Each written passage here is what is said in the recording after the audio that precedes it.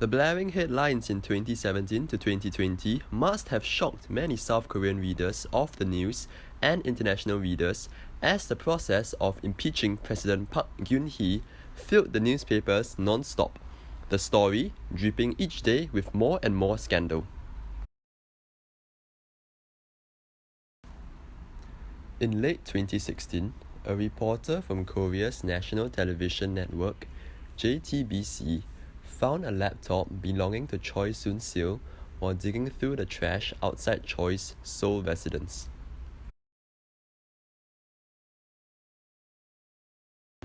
JTBC revealed that they have found major presidential speeches in the computer which were viewed before the president made the speeches, triggering the investigation into Choi that would bring down Park.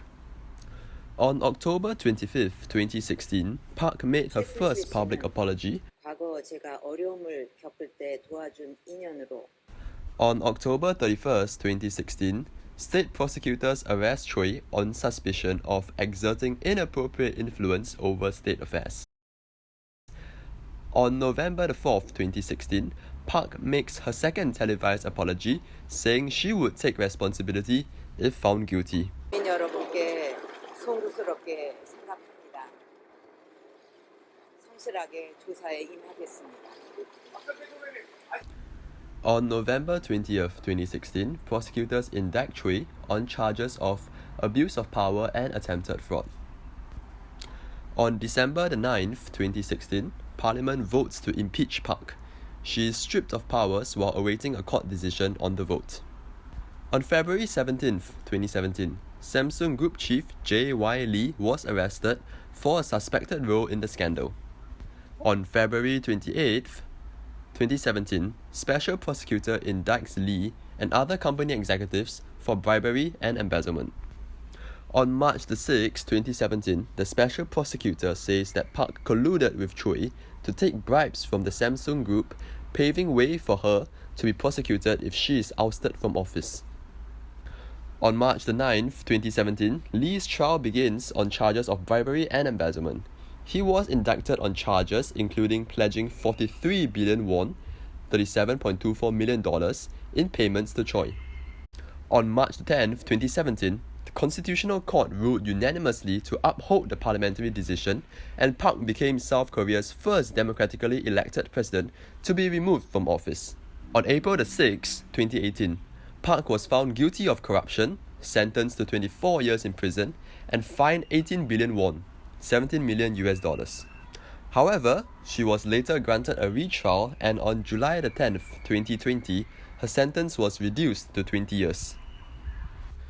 In conclusion, the prison sentencing of Park Geun-hye hinges on two things. The first is sharing her presidential speeches with her good friend Choi Soon-sil. The second factor in Park's sentencing is the bribery involving Choi. However, it has to be noted that corruption, or at least the allegations of corruption, is endemic in Korean politics. It may so be the fault of the political environment and systemic reasons, such as the influence of big corporations and the necessity of appeasing big Korean corporations who take up a huge portion of Korea's GDP, instead of personal reasons like greed that cause corruption to happen between the government and corporations. In order for politicians to deliver good growth and low unemployment, it is inevitable that large Korean corporations hold sway over politicians, as these Korean corporations are one of the biggest employers in Korea, thus being big enough to influence the government. It also has to be noted that had South Korean presidents not been assassinated while in office, most have been charged with corruption and sent to jail after losing the office to the opposition. For example, in 2018, former leader Lee Myung-bak was charged with corruption allegations that he took bribes while in office. Two others, Chun Do-hwan and Roh Tae-woo, were convicted for treason and corruption in the 1990s. They were both former presidents of South Korea. In 2009, former President Roh Moo-hyun killed himself while he was under investigation for corruption.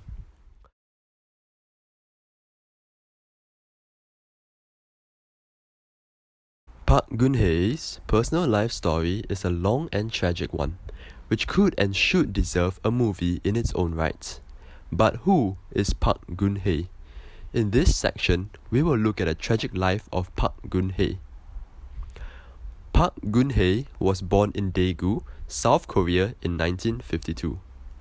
Park Geun-hye is the daughter of former Prime Minister Park Chung-hee, who led the economic miracle of South Korea during the 60s and the 70s. In 1963, Park Chung-hee was elected the third president of South Korea.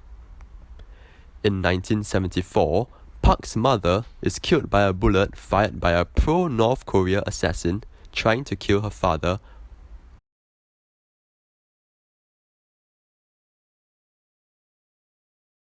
Park Geun-hye became acting First Lady.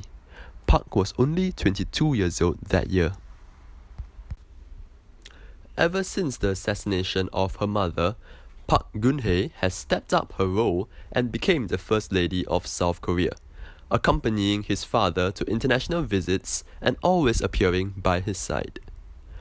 Whether this was because Park Geun-hye loved her mother so deeply and did not want her father to have another woman as First Lady, or because her father loved Park Geun-hye so deeply and wanted his daughter to see the world, we cannot deny that Park Geun-hye rose up to the occasion and more than capably filled those big shoes of her mother.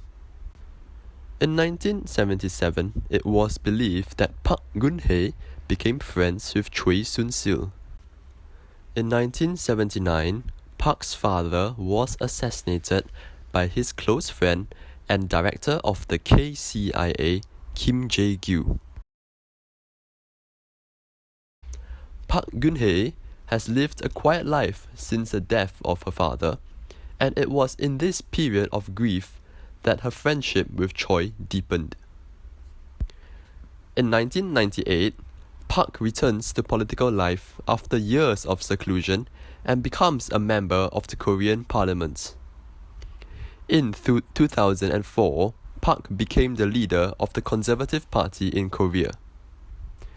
In 2006, an assailant slashes Park's cheek with a knife during an election rally. In December of 2012, Park defeats the liberal opponent Moon Jae-in to be elected the president of South Korea. In late 2016, however, the bottom finally fell out.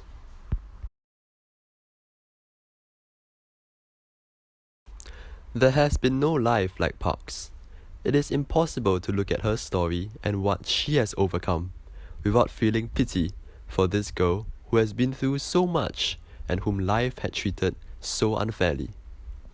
To lose a mother at 22, a father at 27, and both not by natural causes but by the bloodshed and violence of the gun and the bullets. Instead of enjoying her last decades on earth with children and grandchildren, she has none, for she is married to the Republic of Korea. And as the Republic turns against her, she has only the cold iron bars of prison to contend with. But just like how Park Geun-hye survived the tragedy of losing both parents, the experience of prison will only make this woman, who has endured far more than what any person should, become stronger.